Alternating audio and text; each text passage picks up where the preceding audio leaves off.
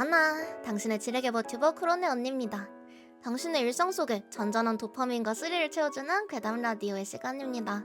항상 귀여운 당신의 언니가 일본어와 일본 문화와 함께 소개해주는 2000년대 일본 니찬 괴담 이야기 전공기초 괴담. 언니는 환절기 때문인지 혹은 누군가의 원망을 받고 있는 건지 최근 컨디션이 좀 오락가락해서 큰일이에요. 그런 의미에서 오늘의 전공기초 괴담 토픽은 저주. 각종 악의를 담은 주술이나 주물에 대한 이야기를 소개해드리겠습니다. 다만 미리 전달해드리고 싶은 주의사항이 있는데요. 오늘 괴담에서 구체적인 저주 방법 등이 명시될 예정입니다. 현대사회에서는 누구나 정도 차이는 있겠지만 원망스러운 사람이 있을 수도 있을 거예요. 구체적인 저주 방법이라고 했을 때 떠오르는 사람이 있을 수도 있겠죠. 하지만 소중한 우리 반주기들에게 가벼운 마음으로 괴담에 나오는 저주 등을 따라하지 않도록 부탁하고 싶습니다. 저주와 관련되면 항상 언급되는 말이 있죠. 히토 노로에바 아나 후타츠. 사람을 저주하면 구멍이 2개. 구멍 하나는 저주받은 사람의 무덤이고 나머지 하나는 저주한 사람 본인의 무덤이죠. 오늘의 첫 번째 괴담 읽어드리겠습니다. 사람을 저주하면 구멍은 2개. 2022년에 올라온 괴담입니다. 예로부터 사람을 저주하면 구멍은 2개. 같은 속담이 있지만 이번에는 저주에 대해서 이야기해보려고 한다. 초등학생 때 나는 어머니를 살인사건으로 잃었다. 살인범은 흔히 말하는 강도살인. 캬바쿠라에서 놀 돈이 부족하다는 정말로 자기중심적인 살인이었다. 소중한 사람을 빼앗긴 원한이라는 것은 아마도 인간이 품는 부정적인 감정, 원한이라고 하는 단어 중에서도 가장 큰 것이라고 당시 초등학생이면서도 느끼고 있었다. 범인은 근처 편의점에 찍혀 있었던 방범 카메라로부터 발자취를 추적해 일주일 후에는 체포되었다. 살인범은 당연히 무기징역을 선고받았지만 나의 원한은 풀리지 않았다. 초등학생, 판결 후에는 중학생이었던 나에게 있어 어머니란 존재는 너무나도 컸다. 왜 어머니를 죽인 인간이 태연하게 살아있는 걸까? 왜 감옥 안에서 살아있는 것이 허락되고 있는 걸까? 용서할 수 없다. 절대로 그 녀석을 살려두어선 안 된다. 범인도 당연하지만 그 녀석이 살아있는 걸 허락하고 있는 인간, 법률 전부 용서할 수 없었다. 감옥에 들어가 있는 이상 내가 직접 손을 쓸 순 없다. 어떻게든 간접적으로 그 녀석을 죽일 방법은 없는지 생각했다. 독살, 총살 같은 것은 중학생이었던 나에게는 입수 불가능한 데다가 감옥 안에 있는 그 녀석에겐 닿지 않는다. 저주밖에 없다고 생각했다. 여러 가지 저주를 시험해서 그 녀석이 죽을 때까지 계속하는 것이다. 그렇게 정했다. 그 생각이 나빴다. 저주에 대해 알 필요가 있었던 나는 학교가 끝난 저녁 도서관에 몇 번이나 다니며 조사했다. 저주란 간단히 말해 원념을 실어 주문을 외워 물건도 사용한다. 상대를 불행에 빠뜨리는 것. 정석적인 지푸라기 인형부터 해외 저주까지 여러 가지를 조사했다. 도달한 것은 최마 원적법. 저주 중에서도 가장 강하다고 말해지는 최악의 저주였다. 방법은 아래와 같다. 로 통을 만든다. 통 아래에 상대의 이름을 쓴다. 상대를 본뜬 인형을 부동 명왕상에게 밟게 한다. 밟게 한 인형을 통에 넣어 상 앞에 둔다. 이라고 불리는 수행을 한다. 인형을 꺼내 태운다. 간단해 보이면서도 어려운, 당시 중학생이었던 나에겐 어렵다고 느껴진 내용이었다. 그래도 부모를 살해당한 원한은 강했고 어떻게든 이 저주를 시행할 필요가 있었다. 먼저 알 필요가 있었던 건 입수 방법, 부동 명왕상의 장소, 방법이었다. 에 대해서는 조사하는 중에 대나무 통이어도 문제 없다는 걸 알았기 때문에 근처 산에 떨어져 있는 마른 대나무를 톱으로 잘라서 가져왔다. 인형을 넣기 위해서 마디를 남겨 잘랐는데 인형을 넣기 위해 마디에 구멍을 뚫는 것은 쉽지 않았다. 부동 명왕을 찾는 건 이외로 간단했다. 부동 명왕이 모셔져 있는 건 부동존이란 절. 부동존은 조사해보니 여기저기 있다는 걸 알게 되었다. 다행히도 근처 산에 부동존이 존재했고 사전답사도 갔는데 작은 부동산과 작은 사당이 있다는 걸 확인했다. 당신도 지도에서 부동존이라고 검색해보면 얼마나 가까운 존재인지 알 수 있을 거다. 문제는 의 실시 방법이었다. 여기선 상세한 실시 방법은 생략하지만 어쨌든 복잡하고 절차가 많은 수행법이었다. 간단한 흐름을 설명하면 명왕님을 맞이하기 위해 몸을 정화하고 불상 주변을 정화하고 결계를 치고 대접을 한다는 수행이다. 진화운종의 사람이라면 알고 있는 사람도 많지 않을까? 이 부분은 나 나름의 어레인지를 더하면서 실행하기로 했다. 이걸로 준비는 갖춰졌다. 인형은 천과 솜으로 간이적인 인형을 제작했다. 난 여러 가지 저주를 조사한 결과 강한 저주에는 피를 사용한다는 걸 알고 있었다. 이 저주로 어떻게든 그 녀석을 죽이기 위해 본래 과정엔 없는 자신의 피를 사용하기로 했다. 예전부터 코가 약해 종종 대량의 코피가 나곤 했기 때문에 스스로 코에 손가락을 넣고 손톱으로 있는 힘껏 긁었다. 예상대로 곧바로 뚝뚝 피가 떨어져서 접시에 피를 모았다. 거기에 인형을 담가 피로 물들였다. 스스로 해놓고도 오싹한 걸 느꼈다. 조금 말린 뒤에 대나무 통에 이름을 쓰고 샤워를 했다. 몸을 정화하기 위해서. 사람 눈에 띄지 않도록 다음날 학교 가시는 금요일 심야 가족들이 잠든 걸 확인한 1시쯤 부동 명왕상에 자전거로 향했다.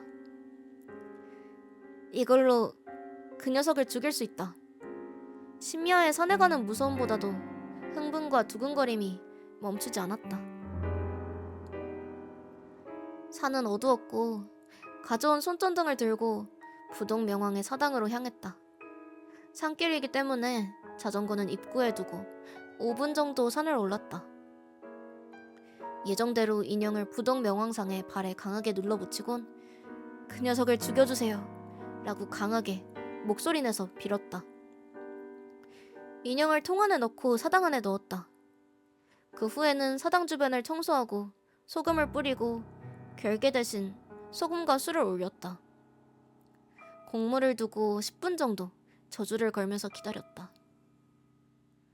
산속이라는 것도 있어서 무음 속의 바람소리, 나무소리에 조금 공포를 느끼면서도 강하게 계속 빌었다. 그리고 인형을 꺼내 사당 앞에서 라이터를 사용해 태웠다. 이렇게 해서 나의 저주는 실행에 성공했다. 마지막으로 사당에 한번 절하고 잘 부탁드립니다 라고 강하게 바라면서 집으로 돌아갔다. 남은 건 범인의 죽음을 기다릴 뿐이라고 두근거림과 설렘이 섞인 감정으로 잠에 들었다. 특별히 아무 일도 없이 일주일이 경과했다. 내 몸 상태에 변화가 나타났다. 일단은 혈변, 혈뇨. 밤에 배 주변에 위화감을 느껴 화장실에 가고 물을 내리기 전에 변기안을 보니 피투성이가 되어 있어 놀랐다. 특히 강한 통증은 없었지만 아버지에게 보고하자 곧바로 병원에 데려가줬다. 비뇨기과에 갔더니 소변검사, 혈액검사, 스코프 등도 넣었지만 결국 원인불명으로 경과관찰. 한동안 혈뇨는 계속되어서 병원에 다녔지만 결국 1개월 정도로 혈뇨도 멈췄고 역시 경과관찰이라는 걸로 일단락되었다. 이 시점에서 뭔가 불길한 예감은 들고 있었다. 이어서 전형적일지도 모르겠지만 교통사고를 당했다. 학교는 자전거로 다니고 있었는데 차가 가드레일을 향해 날 끼워 넣듯이 돌진해 왔다. 오른쪽 다리 대퇴골 골절, 왼팔 요골, 쇄골 골절. 끝내 제대로 붙지 않아서 신경장애가 남았다. 마지막으로 꿈을 꾸게 되었다. 자고 있으면 수많은 손에게 발을 잡아당겨줘서 침대에서 끌어내려진다. 처음엔 거기서 눈을 떴다. 주에 2, 3회 꿈을 꾸게 되었다. 3번 정도 끌려가는 꿈을 꾸고 나서 눈이 떠지지 않게 되었다. 침대에서 끌어내려진 뒤에 산 같은 장소로 엄청난 기세로 끌려가고 커다란 구멍 같은 게 보인다. 그 후에 커다란 구멍을 향해 끌려가 구멍으로 떨어진다. 깊이 떨어져 간다. 이번엔 거기서 눈이 깬다. 여러분도 어디선가 낙하하는 꿈을 꾼 적 있지 않은가? 그런 꿈을 주에 몇 번이나 꾸게 된다. 이상했다. 10번째쯤이었을까? 구멍에 떨어지는 것부터 꿈을 꾸게 되었다. 떨어지고 나서 잠시 밝은 빛이 보이기 시작한다. 무엇일까 생각하고 있자 열기를 느꼈다. 불이었다. 불 속으로 떨어져 불에 타버린다. 완전히 지옥에 떨어지는 꿈이라고 생각했다. 몇 번이고 한밤중에 불에 타며 눈이 깬다. 그런 날이 몇 날이나 지속되었다. 난 후회하고 있다. 이게 저주의 반동이라는 건 어렴풋이 이해하고 있었다. 저주를 걸기 전부터 어느 정도의 리스크는 각오하고 있었다. 내가 심한 일을 당해도 범인이 죽는다면 그걸로 좋다. 그렇게 생각하고 저주를 실행했다. 그런데도 범인이 교도소에서 죽었다는 뉴스도 나오지 않았고 그런 연락도 전혀 들어오지 않는다. 밤에 자는 것이 무서웠다. 몇 번이나 울었다. 엄마를 만나고 싶었다. 왜 내가 이런 일을 당하지 않으면 안 되는 걸까? 나쁜 건 그 녀석인데 그 녀석이 전부 망가뜨렸는데 저주가 나빴다면 사과하겠습니다 라며 이번엔 신 같은 것에게 기도하고 있었다. 그러던 어느 날 꿈에 어머니가 나왔다. 오랜만에 본 어머니의 모습은 당시 그대로. 기쁘고 그리고 쓸쓸했다. 난 울면서 어머니에게 다가가려고 하지만 왠지 움직일 수가 없다. 어머니는 슬픈 듯 웃으면서 다가와 날 끌어안았다. 뜨거웠다. 불처럼. 그 순간 몸이 가벼워졌던 걸 기억하고 있다. 거기서 눈이 떠지자 아침 해가 떠오르고 있었다. 오랜만에 상쾌한 기상이었다. 그 뒤로는 꿈을 꾸는 일도 없어졌다. 엄마가 도와준 거다 라고 매우 기뻤다. 돌아가신 지 2년째 되는 어머니의 3회기. 어머니의 성묘를 하러 갔다. 우리 집안에는 선조 대대로의 묘가 있지만 생전에 부부가 함께 같은 묘에 들어가고 싶다는 잡담을 했던 모양이라 새로운 묘를 만들었다. 어른이 되고 나서 들었다. 어머니의 묘는 세운 지 2년째임에도 불구하고 다른 묘와 비교해도 검은 변색이 심했고 몇 개의 얇은 균열이 들어가 있었다. 아버지가 스님에게 물어보고 있었다. 눈치채고 보니 검게 변해 있었다고. 그리고 몇 번이나 씻어봤지만 지워지지 않았고 더러움이 점점 심해지고 있는 모양이었다. 어머니는 나 대신 지옥에 떨어진 거다. 그렇게 생각했다. 사람을 저주하면 구멍이 둘. 사람을 저주하면 자신에게 되돌아온다. 그래서 무덤 구멍을 2개 준비해둔다. 그런 의미의 속담이다. 난 범인에 대한 증오 때문에 저주에 손을 대어 어머니를 지옥으로 떨어뜨렸다.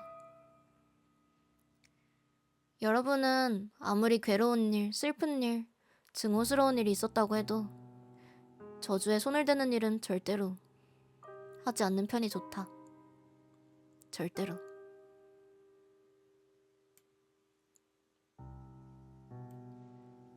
사람을 저주하면 구멍은 2개였습니다.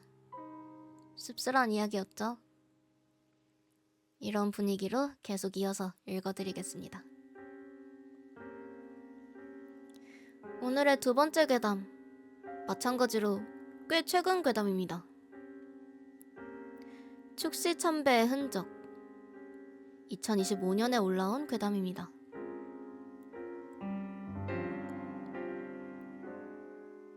옛날 이야기라 미안.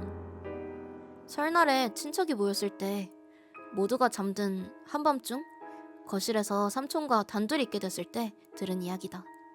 난 학생이었다. 축시참배라는 거 알고 있니? 삼촌이 그렇게 이야기를 꺼냈다. 기억나진 않지만 내가 삼촌에게 그런 이야기를 졸랐던 거라고 생각한다. 다른 어른들에게 부탁하면 틀림없이 혼났을 테니까. 우리 가족과 친척 일동에게는 괴담 이야기나 심령에 대한 암묵적인 함구량이 있다. 과하게 거부 반응을 보이는 그런 건 아니지만 가능한 한 그런 이야기는 피한다. 그런 분위기가 있다는 건 아이였어도 알고 있었다. 그가 그런 이야기를 한 건 그때뿐.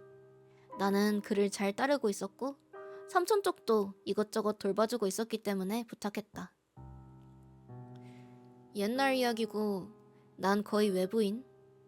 대단한 결말도 없는 이야기라도 괜찮다면 이라며 이야기해줬다.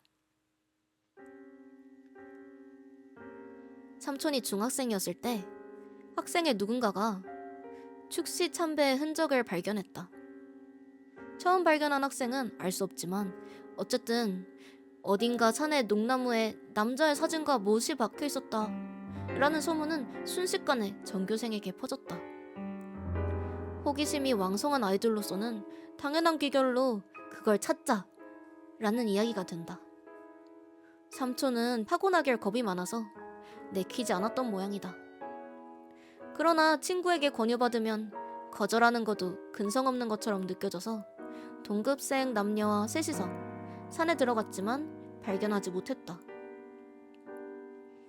당연하다면 당연하다. 신사 경례라면 몰라도 어딘가에 산에 농나무?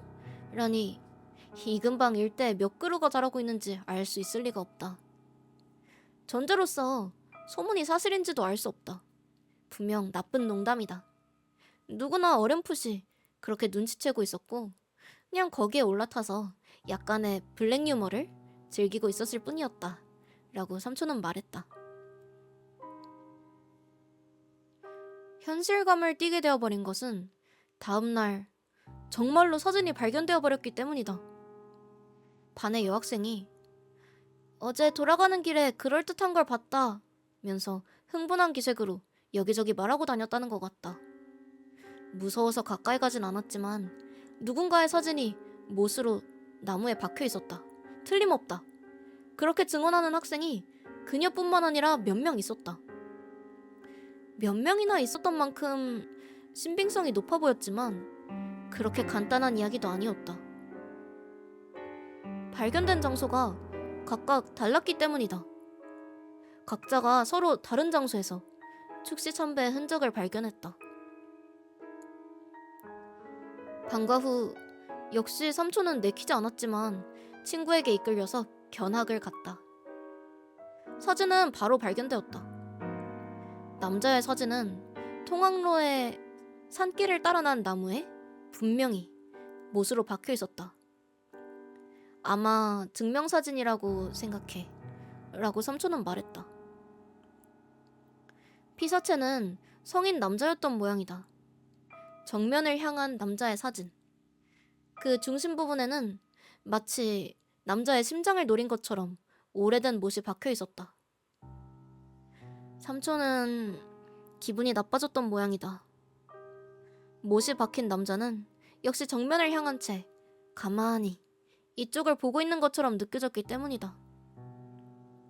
이런 기분 나쁜 사진이 거리 여기저기에 있다고 생각하니 오한이 들었다.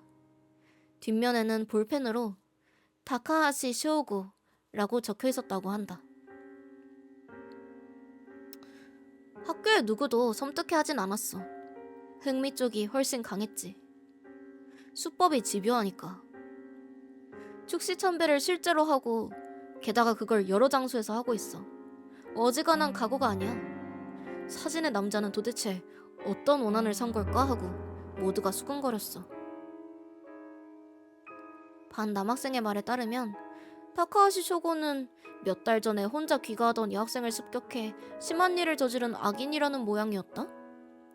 그녀는 남자에게 습격당한 일을 부모에게도 경찰에게도 말하지 못하고 지푸라기라도 잡는 심정으로 축시천배를 하고 있다. 그러나 남자는 여전히 저주받지 않고 소녀는 오늘 밤도 못을 박는다. 이번에야말로 하고 눈물을 흘리면서.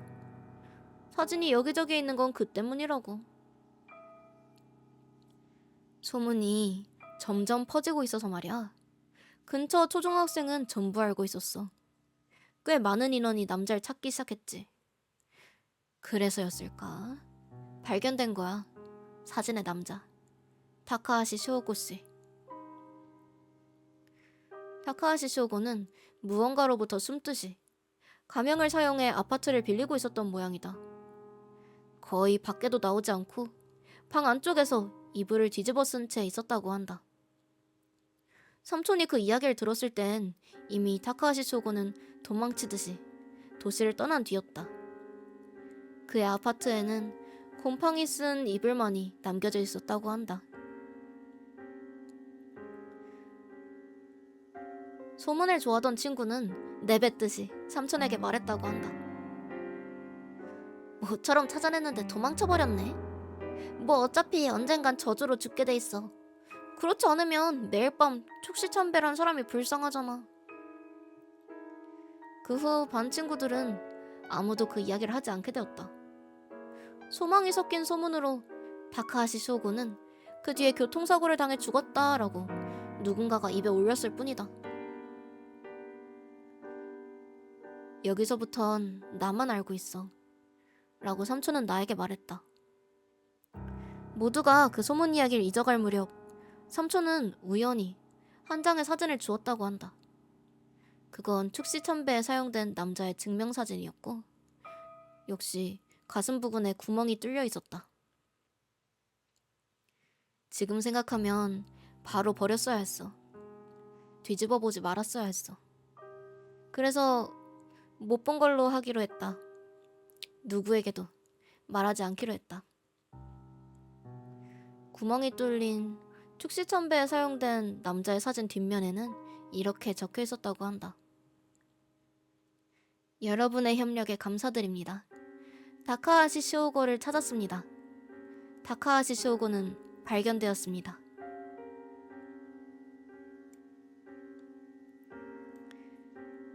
축시참배의 흔적이었습니다. 저주를 행하되 애초에 저주에 기대기보단 사람들의 관심이랑 소문을 이용해서 같은 결과를 이뤄낸 소름 돋는 이야기였죠. 잠깐 설명을 하자면 축시의 참배라는 건 일단 보이면 안 되는 저주예요. 보이면 안 되는 저주인데 하는 과정을 보이면 안 되는 거고 사실 뭐 결과물, 흔적을 보이면 안 된다 그런 건 없기 때문에 이 저주를 행한 사람은 타카하시 쇼고를 저주하려고 했던 사람은 일부러 밤에 발견될 만한 곳에 여기저기에 매일 밤 축시에 참배를 하고 있었던 거죠. 그래서 일부러 소문을 키우고 사람들이 그 주인공 이름이 적혀 있었으니까 다들 그 타카하시 쇼고라는 사람을 찾겠죠? 그렇게 해서 사람들이 이제 마을 속에서 관심을 갖게 된 사람들이 타카하시 쇼고를 발견하고 결국 그가 어떻게 됐는지는 아무도 모르지만 발견되었다라는 것이 이제 중요한 거죠. 2025년에 올라온 따끈따끈한 괴담이었습니다. 그러면 다음 괴담도 읽어드릴게요. 그러면 세 번째 괴담으로 가기 전에 잠시 김언니의 유익한 일본어 공부 시간이 있겠습니다. 일본어는 어순이나 단어가 한국어랑 대부분 1대1 대응이 되거든요. 그래서 지금처럼 이렇게 일본어를 어느 정도 구사할 수 있는 사람이라면 뭐 그렇게 크게 어렵지 않게 읽어드릴 순 있는데요. 일본어에서 직역했을 때 가장 이상해지는 게 수동형 문장이거든요. 이 괴담의 제목은 모토카노니 노로이오 가케라레 이키리오우오 토바사레타 만도마 이거든요. 이걸 그대로 번역하면 전 여자친구에게 저주를 걸리고 생명을 날려진 밴드맨이 되는 거죠. 뭐 적당히 한국어로 이렇게 번역하자면 전 여자친구한테 저주를 걸리고 생명을 날려준 밴드맨이 되는 건데, 근데 한국어로는 솔직히 잘 이해하기 힘든 문장이잖아. 글로 써보면 더 알기 쉬울 거예요. 전 여자친구에게 저주를 걸려 생명을 날려보내진 밴드맨. 저주를 걸렸다는 것도 일단 문법적으로 좀 이상하고, 생명을 날려보내진 밴드맨이라고 하면은 전 여자친구가 날린 주체인지 밴드맨이 날린 주체인지도 좀 확실하지 않고, 이런 경우에는 뭐뭐에게 뭐뭐 당한이라는 구조를 좀 무너뜨려가지고 전 여자친구가 저주를 걸고 생명을 날려보낸 밴드맨 이런 식으로 번역을 하면 조금 한국어 문법으로는 이해하기 쉬워지죠? 근데 지금 저주랑 생명 이거 두 개가 붙어 있어가지고 문장을 번역하기가 어려워지는데, 이 수동형이 두 번이 쓰여서 그래. 이런 경우에는 뭐 번역에 사실 정답은 없기도 하고, 언니가 번역을 전문적으로 하는 사람은 아니긴 한데, 언니라면 이제 이 저주랑 생명을 하나로 묶어주고 약간 문장을 단순화해서 이렇게 번역할 것 같습니다. 전 여자친구의 저주와 생명이 붙은 밴드맨. 2021년에 업로드된 괴담입니다.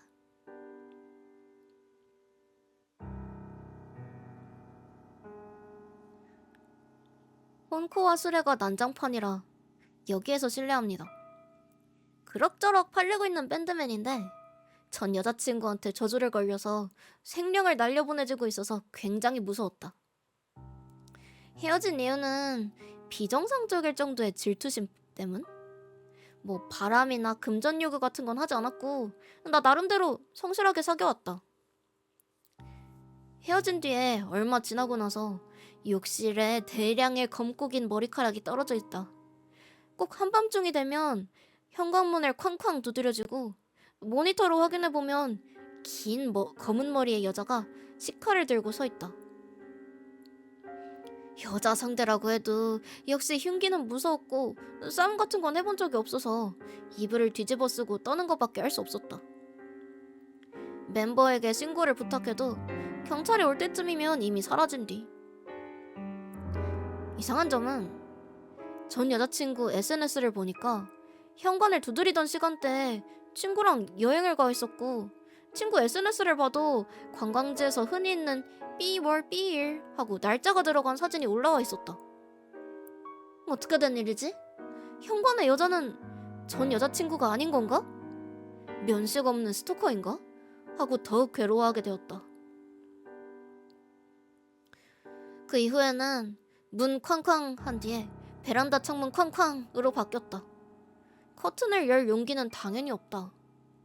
뻔하지만 창문 유리에는 손자국이 빽빽하게. 이건 진짜 위험하다고 생각해서 낯까지 떨면서 멤버 집에 묵게 하는 걸로.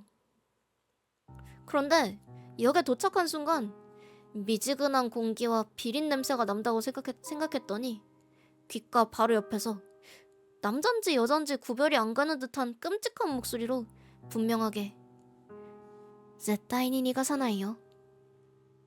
절대로 놓치지 않을 거야. 라고 들렸다. 너무 무서워서 다리가 풀렸고 뒷머리를 잡아당겨줘서 머리부터 계단에서 떨어졌다. 다행히 가벼운 타박상으로 끝났지만 머리를 부딪혀서 검사 입원을 하기로. 병원으로 실려간 뒤 멤버한테 연락해서 열쇠를 건네고 입원에 필요한 물건을 가져다 달라고 했다. 멤버는 새파랗게 질린 얼굴이었고 잠시 망설이다가 창문 유리에 손자국 전부가 사람 얼굴 같은 것으로 변해 있었고 침대에는 식칼이 꽂혀 있었다고 한다. 쓰레기통에는 대량의 머리카락과 손톱. 절대 위험하다며 재령이랑 경찰에 가자고 멤버는 말한다. 맞는 말이라고 생각했지만 경찰도 치적 문제라고 하고 재령은 솔직히 수상쩍다. 일단은 이사하기로 정했다. 조금 생략하면서 쓴다. 병원에서는 가위 눌림 당했고 퇴원 후에도 부상이나 원인불명의 컨디션 불량, 사고에 휘말릴 뻔하거나 폴터가이스트에 시달렸다. 거울을 보면 검은 여자가 가끔 비치게 되었고 씩 하고 끔찍한 표정으로 웃고 있다. 아무래도 재령을 생각해보기로 했다.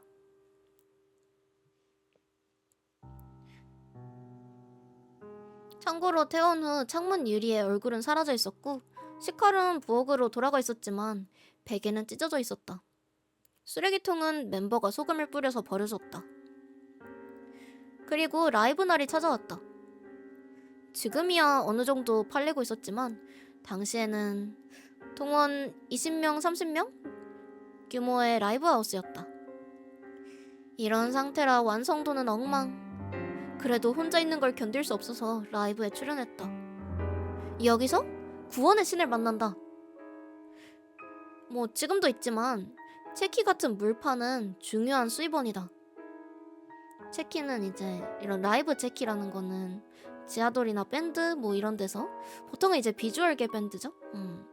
그런 이제 아티스트들이 연주가 끝나고 마지막에 물판을 하면서 같이 사진 찍어주고 사인해주고 그런 거예요. 이게 거의 가장 큰 수입원이라고 볼 수 있어. 왜냐면 일단 입장료 이런 거는 거의 대관하는 데 쓰기 때문에 추가 수입은 거의 체키나 물판으로 들어온다고 하죠. 함께 라이브한 상대의 여자 사람 친구가 처음으로 라이브에 와서 나와 체키를 찍었다.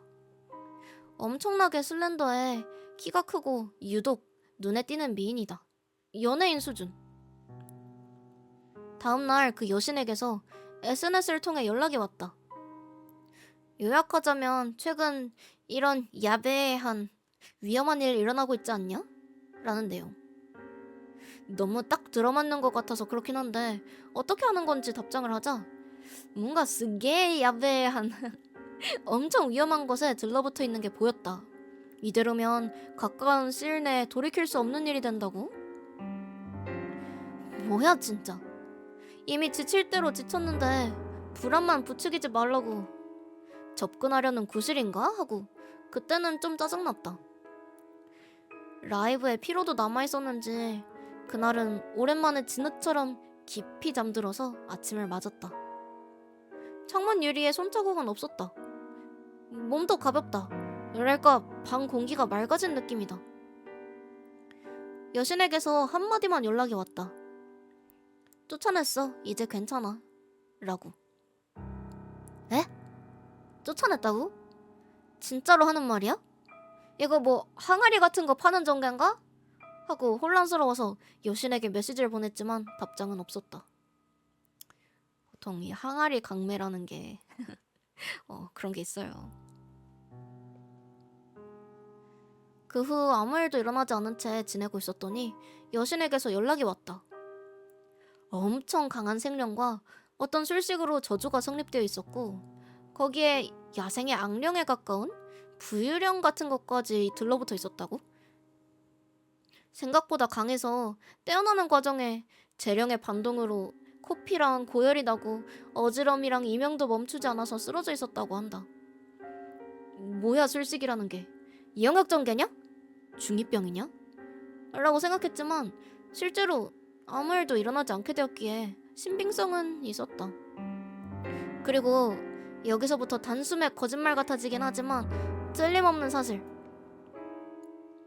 재령 어떻게 했냐고 물으니까 함께 찍은 체키로 쫓아냈다고 한다. 본인을 정화하고 재령하는 게 제일이지만 그런 걸 초면에 말하면 이상한 사람이니까 체키를 찍어서 재령했다고. 그러니까 폴라로이드 사진으로 재령을 했다는 거예요. 뭐야 그거. 체키로 재령이라니 들어본 적도 없어. 아니 그게 가능하냐? 아니 너무 편리한 거 아니야? 그리고 여신에게서 이어서 연락이 왔다. 여기서 또 놀라게 됐다. 지금까지 죽지 않았던 건 수호령이 강했기 때문. 그리고 그 수호령이 상당히 마모되어 있어서 위험했다. 다만 선명하게 보이는 건 아니지만 내 수호령은 커다란 무당벌레로 보인다고 했다. 하? 무당벌레라니. 내 수호령 무당벌레 약할 것 같아 라고 말할 법하지만 어릴 적에 죽기 직전에 새끼 고양이를 주워서 10년을 키웠다. 흰 몸체에 등에는 검은 반점이 7개 있어서 텐토라고 이름을 붙였다. 무당벌레는 일본어로 텐토우무시예요? 텐토라고 확신했다. 텐토가 날 지켜주고 있었다. 작고 응성 많고 변덕스럽고 겁 많던 텐토. 그 텐토가 계속 날 지켜주고 있었다. 그 사실에 텐토가 죽었을 때 이래 처음으로 대성통곡이 멈추지 않았다. 텐토 이야기는 주변에 한 적도 없고 사진도 올린 적 없다. 여신 쓰게 라고 대단하다고 진심 생각했다. 전 여친은 어떻게 됐냐고 물으니까 모르겠지만 와까안네에게도 모르겠지만 한꺼번에 주술이 되돌아갔으니까 야 왠자네 위험한 거 아니야? 랄까 신경 쓰면 또 오니까 신경 쓰지 말라고 들었다. 같이 쫌쫌따를 읽어드리고 있지만 이 여신님 약간 갸루 말투로 말하고 있어요. 그 뒤로는 신사에서 정화의 소금을 받아서 항상 휴대하거나 귀향에서 텐토의 묘를 참배하거나 메이저 데뷔 이야기가 나오거나 하면서 분주하게 날들이 지나갔다. 이걸로 내가 경험한 이야기는 이상입니다. 여신은 뭐하는 사람인지 이런 일은 자주 있는지 물어보니까 그냥 일반인이고 가끔 있는 일이며 귀신 같은 무서운 건 싫어하고 뭐 공포영화도 무섭다고 말했다. 아니 무서운 거냐고. 왜 초면인 나를 무상으로 도와준 거냐고 물으니까 그냥 변덕이라고. 만약 다음에 비슷한 일 있으면 업계 인맥을 통해서 연락하라고. 뭐 좋아하는 밴드 멤버를 만나게 해달라 같은 요구도 하지 않아서 아 정말 여신이라고 생각했다. 646번 여신 체키 보여줘. 648번 다른 사람이에요 둘 다. 왜인지 본인은 신고 안 함. 절대로 사진은 업로드 안 함. 꽂혀있던 칼, 모바일 등 불법 침입의 물적 증거도 깔끔하게 무시하는 경찰.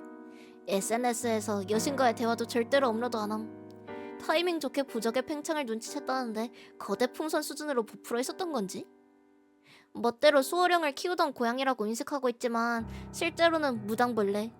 고양이라면 고양이가 보였던 거고 무늬가 무당벌레 같아도 실루엣이 고양이면 고양이라고 할 것. 커다란 무당벌레로 보였다면 네가 어릴 때 밖에서 스쳐 지나간 무당벌레다. 다시 화자예요. 체키는 그 자리에서 사인해서 상대에게 넘기고 갖고 있었다고 하더라도 역시 업로드는 못하지. 도청기가 설치됐을지도 모른다고 생각해서 멤버한테 신고 부탁했고 경찰은 비주얼계 외모라는 이유만으로 역시 여자 밝히고 다니는 거 아니냐는 식으로 명백히 의욕이 없었어. 사진 같은 건 무서워서 찍을 수 있겠냐? 나도 멤버도 엄청 겁 많다고. 부적은 다른 멤버한테서 들은 거라 직접 보진 않았다. 이후로 좀 의심하는 내용이랑 관련 없는 주제가 쭉 나오거든요. 이 부분은 생략할게요. 그래서 마지막 화자 이야기. 우리 집 꽤 시골이라 아는 사람은 알 텐데 양동이에 소화용 물 담아서 밖에 두는 거? 거기에 가끔 무당벌레나 풍뎅이? 작은 거미 같은 게 떨어져서 표면 장력 때문에 기어오르지 못하는 걸 손가락 끝으로 건져서 풀숲에 놓아주곤 했으니까 텐토 고양이가 아니라 뭐 진짜 무당벌레였을 가능성도 있을진 모르겠다 라고 생각해서 여신한테 오랜만에 연락했더니 오늘 아침부터 고열이 나서 누워있어가지고 그럴 상황이 아니라고 뭐 울먹이면서 말하길래 뭐 병문안 물건 들고 갔다가 방금 돌아왔어. 또 뭔가 정화한 거냐? 라고 물으니까 배꼽 드러내고 자다가 냉방병 걸렸다고 한다. 라는 처음 두 개보다는 조금 더 가벼운 괴담. 전 여자친구의 저주와 생명이 붙은 밴드맨이었습니다. 좀 묵직한 이야기가 이어졌으니까 약간 가벼운 저주 이야기를 가져와 봤어요. 다음 이야기부터는 물건에 관한 이야기입니다. 그러면 네 번째 괴담 읽어드리도록 하겠습니다. 잠깐만. 위치가 이상한데? 잘리지? 잘린다. 호잇! 편안. 오케이. 다시!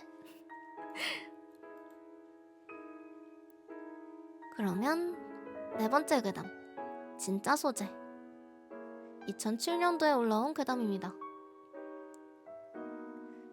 지인 A, 옷 나놓고가 동료 몇 명을 불러서 방에서 연애를 했다.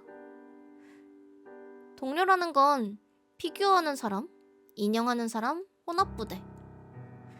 시시한 이야기로 분위기가 달아오르고 어느 사이엔가 몇 명의 동료가 막차를 놓쳤다. A의 방은 좁은 원룸. 동료 중에는 남성도 있었기 때문에 A를 배려해서 짐만 방에 두게 해줘. 첫 차까지 노래방 다녀올게 라고 필요 없는 짐을 방에 두고 나가버렸다. A랑 남은 동료 B, 옷 나놓고는 그대로 취침. 잠시 후에 A는 B의 신음소리로 눈을 떴다. 보니까 B가 괴로운 듯이 신음하고 있다. B짱 왜 그러지? 하고 일어나려 한 순간 엄청난 힘으로 바닥에 눌러붙어졌다. 누군가가 A 위에 올라타서 목을 단단한 손이 꽉 누르고 있다. 강도인가? 변태인가? 하고 패닉 상태가 되었다. A는 그대로 의식을 잃어버린 모양이다. 다음날 아침이랄까 몇 시간 후에 돌아온 남성진이 누른 인터폰으로 의식이 돌아온 A랑 B는 방 구석에서 떨고 있었다. 들어보니 B도 비슷한 일을 당한 모양이었다. 이건 남성진 중 누군가가? 하고 의심하면서도 옷차림 등의 흐트러짐은 없다. 애초에 남성진은 열쇠가 없으니까 들어올 수 있을 리가 없다. 남성진을 방에 들여보내고 공포의 체험을 고백. 그러자 남성진 중 한 명 C가 툭 하고 그거 내 탓일지도. A의 방에 그대로 두고 간 봉투 속에서 한 채의 밀리터리 피규어를 꺼냈다. 그러고 보니 전날 장비 일체 내가 만든 거야 라며 자랑하고 있던 인형이었다. 손재주가 좋은 C는 밀리터리 숍이나 헌옷 가게 등에서 군의 처분품을 사들여서 피규어에게 입히는 장비를 진짜 소재로 만들고 있었다. 자투리 천이면 충분했기 때문에 손상이 심한 물건이라도 싸면 사들여서 사용하고 있었다. 그리고 무슨 생각이었는지 피규어를 운반할 때 사용하고 있던 그 싸개는 그만뒀으면 좋았을 텐데 진짜 시체 안치용 봉투로 만들었던 거다. 시체 안치용 봉투 거는 전날 듣지 못했기 때문에 그 자리는 아비규환. 그 자리에 있던 전원에게 엄청난 비판으로 공격받은 C는 그대로 피규어를 절에 가져가게 되었다고 한다. 절에서도 내놓는 건 장비품만으로 봐주지 않겠나 같은 말을 해와서 다시 엄청나게 공격. 여기서 후르보코라는 단어가 쓰였는데 이거는 이제 전력으로 풀파워로 보코보코하게 팬다 라고 해서 후르보코예요. 근데 후르보코로 진짜 주먹질을 했다는 건 아니고 그렇게 말을 했다. 말로 공격을 했다. 참고로 나는 이 이야기를 A, B랑 C 양쪽에서 모두에게서 들었다. A는 2번 다시 피규어하는 사람 따위 집에 들일까 보냐 하며 붕괴하고 있었고 C는 질리지도 않고 남은 천으로 또 만들겠다고 하고 있었다. 그래서 재봉틀 빌려달라고. 진짜 소재였습니다. 진짜 소재를 이용하면 뭐 리얼리티가 살아나는 느낌이 드는 걸까?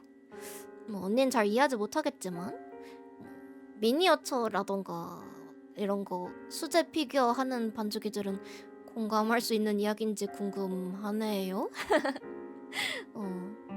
바치아타리한 벌 받을 것 같은 일은 피하는 게 최고죠. 그럼 다음 괴담 읽어드리도록 하겠습니다. 오늘의 마지막 괴담, 끼워 팔기. 2009년도에 올라온 괴담입니다.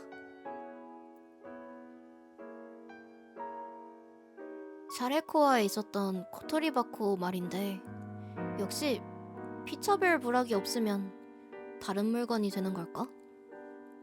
이와테인데 비슷한 이야기를 들은 적이 있다. 코토리바코는 에도 시대에 만들어진 유명한 상자죠. 피차별 불황민이 이제 주변의 괴롭힘에 복수하기 위해서 코토리바코를 사용했다는 이야기죠. 나는 이와테에 어느 시골에 살고 있는데 거기 이야기. 난 초등학교 시절 향토사에 흥미를 가져서 마을 도서관 등에서 향토사 책을 빌려오곤 했다. 그래서 초등학교 6학년 여름방학, 마을 안에 있는 고분이라던가 오슈시오키 이전까지 성이 서 있었던 장소 같은 걸 돌아다니면서 그걸 여름방학 자유연구로 하려고 했다. 오슈시오키는 이제 도요토미 정권의 오슈 지역을 정리한 그런 거죠. 그래서 연구를 위해 자전거로 돌아다닐 수 있는 범위를 조사하다가 책 속에서 흥미로운 이야기를 발견했다. 내가 사는 마을에 구마노 신사가 있는데 그 역사와 유래에 대한 이야기였다. 더 흥미로웠던 건 현재 그 신사가 서 있는 장소는 3대째이고 훨씬 옛날에는 다른 장소에 세워져 있었다는 거. 그리고 더 놀라웠던 건 그 신사는 현재 위치로 옮겨지기 전 무려 지금 우리 집 밭이 있는 장소에 세워져 있었다는 거다.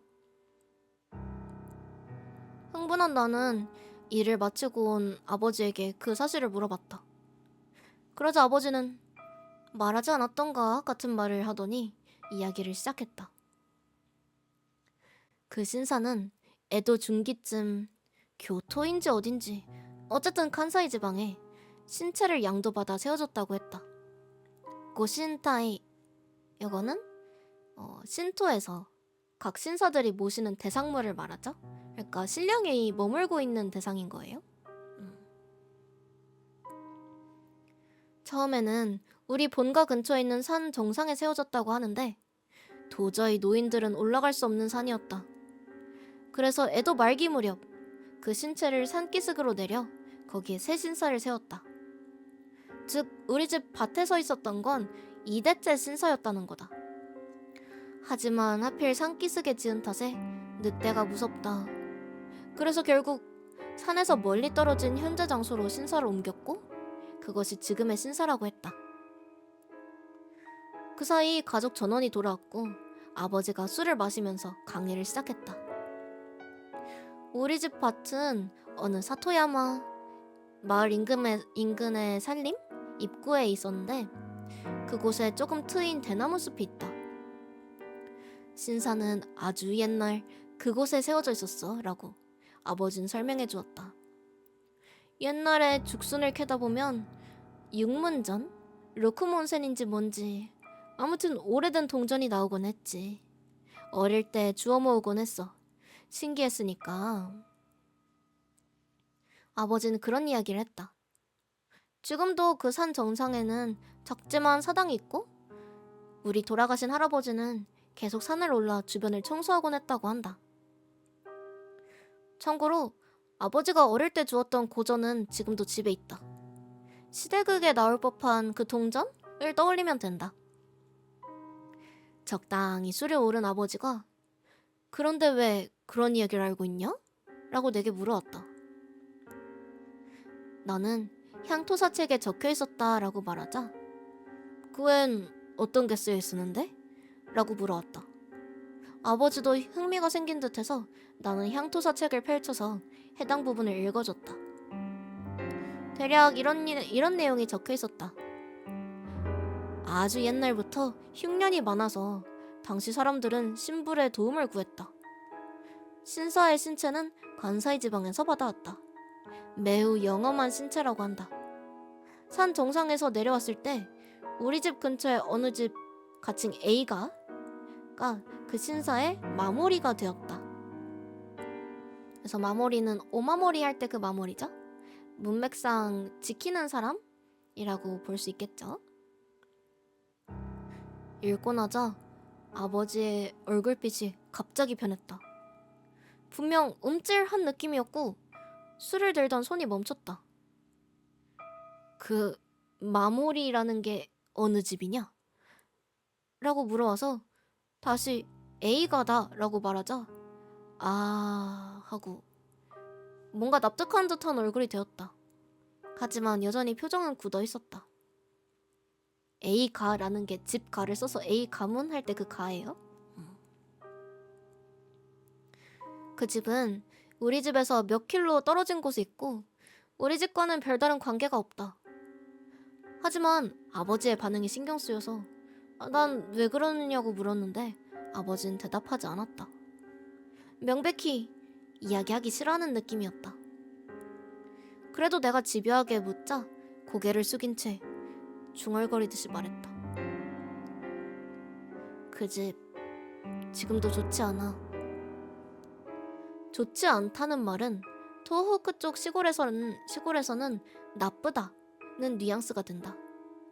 내가 어떻게 나쁘냐고 묻자 아버지는 뭔가 각오를 정한 얼굴이 되고는 나도 자세히는 몰라 라고 전제하고 이야기를 시작했다. 아버지 말에 따르면 그 집은 흔히 말하던 무라하치부, 마을에서 약간 배척당한 상태예요. 같은 처지라고. 무라하치부라고 말하면 어폐가 있지만 아무튼 주변 집들은 A가와 별로 깊게 교류하려고 하지 않고 A가 역시 주변과 교류를 거부한다는 것 같다. 말하자면 한 집만 피차별 부락 같은 상태? 알다시피 토호쿠에는 피차별 부락 같은 건 존재하지 않음에도 불구하고 어째서? 라고 묻자 그 마모리라는 역할에 사연이 있는 듯 했다. 간사이에서 신사의 신체가 들어왔을 때 이 지방에 신체와 함께 뭔가 좋지 않은 것도 같이 들어왔다는 것이다. 물론 그 좋지 않은 것이 일종의 주물인지 아니면 풍습이나 문화를 뜻하는 건지 거기까지는 알 수 없지만 아무튼 마모리라고 부르는 이상 어떤 실체가 있는 물건이라고 생각한다. 아버지는 그렇구나 A가였던 건가? 그래서였군 하고 계속 고개를 끄덕였다. 즉 책 내용과 아버지 이야기를 합쳐보면 그 신사와 신체 그리고 그 좋지 않은 것을 밖으로 내보내지 않도록 지키는, 관리하는 집안의 후손이 A가라는 뜻이 된다. 하지만 아버지의 말로는 그건 아니라고 했다. 좁은 시골의 일, A가한테만 부담이 몰리는 것도 이상하고 그것만으로 따돌림 당하는 것도 이상하다. 아주 옛날 이 근처 사람들은 원래 떠돌이였던 A가의 조상을 이 땅에 살게 해주는 조건으로 그 좋지 않은 것을 관리하는 역할을 A가의 조상에게 떠넘긴 거겠지 라고 그런 말을 했다. 아버지도 그 좋지 않은 것이 무엇인지는 모르지만 상당히 힘이 있는 것이라고 말했다.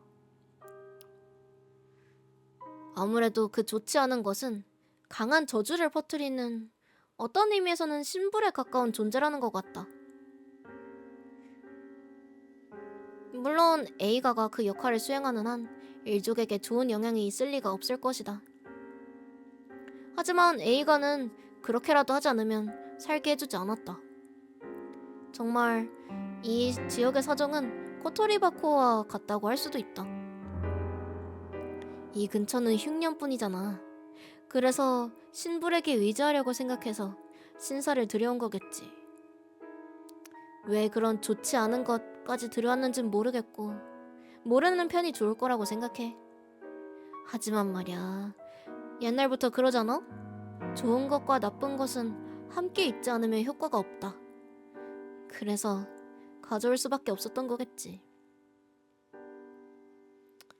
아버지는 그렇게 말하고 이번에야말로 입을 다물었다.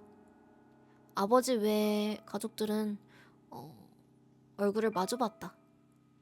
하지만 할머니만은 역시 아버지와 마찬가지로 고개를 숙이고 있었다. 사실 A가의 외아들이 이른바 그쪽 세계 사람이라서 빚에 빚을 거듭 늘리고 있다는 소문이 있었다. 그런 소문이 있었기 때문에 아버지의 이야기는 설득력이 있었다. 이미 10년도 전 이야기고 지금도 그 신사에는 매년 새해 참배를 간다. 우리 집과 신사 사이에는 뭐 직접적인 앙금은 없다. 하지만 역시 A가만은 달랐다. 3, 4년 전 A가는 파산해서 가족이 흩어지고 말았다. 지금 A가 집에 새로운 사람이 살고 있지만 그 마무리 역할이 어떻게 되었는지, 그 좋지 않은 것의 관리가 어떻게 되었는진 지금도 알 수 없다. 내가 들은 이야기는 이상. 물론 이게 류멘스쿠나나 코토리바코 같은 종류라고는 생각하진 않지만 꽤 가까운 것이라고는 생각한다.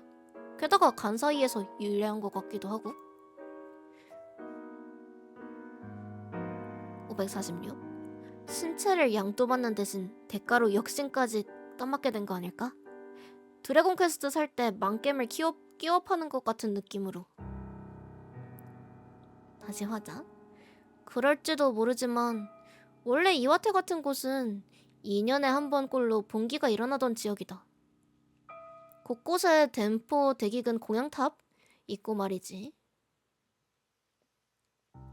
식구를 줄이려고 버려진 아이가 자시키보코가 되었다는 이야기도 있어.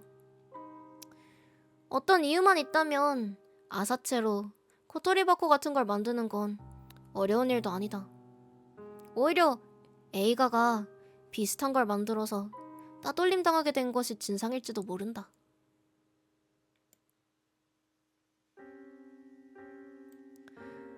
오늘의 마지막 괴담은 끼워 팔기. 각종 저주와 주물에 관련된 괴담으로 구성해봤습니다. 다가오는 환절기 감기 조심하시고 천천히 피고 있는 벚꽃도 즐길 수 있는 한 주가 되면 좋을 것 같아요. 언니도 빨리 컨디션을 회복해서 다음 괴담에 또 다양한 이야기들을 가져오도록 하겠습니다. 그럼 당신의 괴담 라디오 진행자 크로네 언니가 괴담에 잡아먹히는 날까지 오래오래 함께 합시다. 빵빵!